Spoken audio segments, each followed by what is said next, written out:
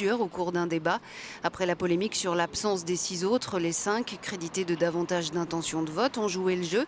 Ils étaient interrogés sur plusieurs thèmes, économie, laïcité, immigration, un peu d'international. Des 4 ont, Macron, Fillon, Hamon et Mélenchon, et Le Pen. Ce serait d'après les sondages Mélenchon ou Macron les grands vainqueurs, désignés les plus convaincants. Le premier a pu en tout cas déployer ses talents de tribun avec des punchlines très remarquées. Oui, d'abord j'ai admiré vos pudeurs de gazelle. Quand vous dites que la campagne a été polluée par les affaires de certains d'entre vous, pardon, pas moi. Non mais je tiens à le préciser.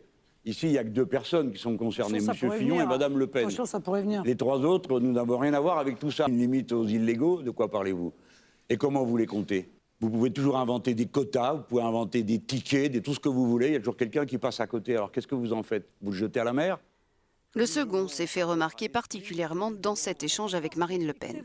Non, mais vous ne voulez pas voir la réalité de la gravité de ce qui se passe dans notre pays. Il n'en demeure pas moins qu'il y a quelques années, il n'y avait pas de burkini sur les plages. Je sais que vous êtes pour M. Macron, il n'y en avait pas. S'il vous plaît. Et chaque année... Madame Le Pen, vous serez gentille. C'est ce que vous avez déclaré, non? Je ne vous fais pas parler, je n'ai pas besoin d'un ventriloque. Je vous assure, tout va très bien. Quand j'ai quelque chose à dire, je le dis clairement, c'est mon habitude. Pour le reste, Emmanuel Macron, c'est toujours ni droite ni gauche et donc la cible de nombreuses attaques. Je suis d'accord avec le constat fait à l'instant par Jean-Luc Mélenchon. Je partage ce qui a été dit par François Fillon.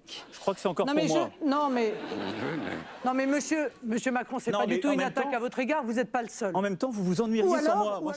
Un flou, comme dénoncent certains, taclé par la présidente du Front National. Vous avez un talent fou, vous arrivez à parler 7 minutes, je suis incapable de résumer votre pensée, vous n'avez rien dit. Et j'ai encore parlé, Madame Le Pen. C'est le vide absolu sidéral. Étrangement épargné par ses adversaires sur les affaires, François Fillon est resté très discret, concentrant ses attaques sur Macron et Le Pen. Le vrai serial killer du pouvoir d'achat des Français, c'est Madame Le Pen, avec la sortie de l'euro et le rétablissement du franc. Monsieur Fillon, ça s'appelle le projet peur. Non, c'est la réalité. Ça a été utilisé avant le Brexit, ça a été utilisé avant l'élection de Donald Trump. Quant à Benoît Hamon, calme et concis, c'est également contre Marine Le Pen et Emmanuel Macron qu'il a dégainé, comme ici contre les potentiels lobbies qui financeraient la campagne du candidat d'En Marche. Donc n'insultez pas toutes ces femmes. Pouvez-vous prendre l'engagement ici, devant les Français, que parmi ces personnes les plus fortunées qui ont fait des dons importants pour vous ou pour votre campagne, il n'y a pas plusieurs cadres de l'industrie pharmaceutique, plusieurs cadres de l'industrie chimique et pétrolière, plusieurs cadres de l'industrie bancaire je vous demande cela, c'est tout. Est-ce que vous pouvez me le dire, cela? Au final, on retiendra donc quelques passes d'armes et un échiquier politique qui retrouve une certaine cohérence avec la gauche plutôt unie d'un côté, la droite traditionnelle de l'autre, et tous contre le Front National et l'électron libre d'En Marche.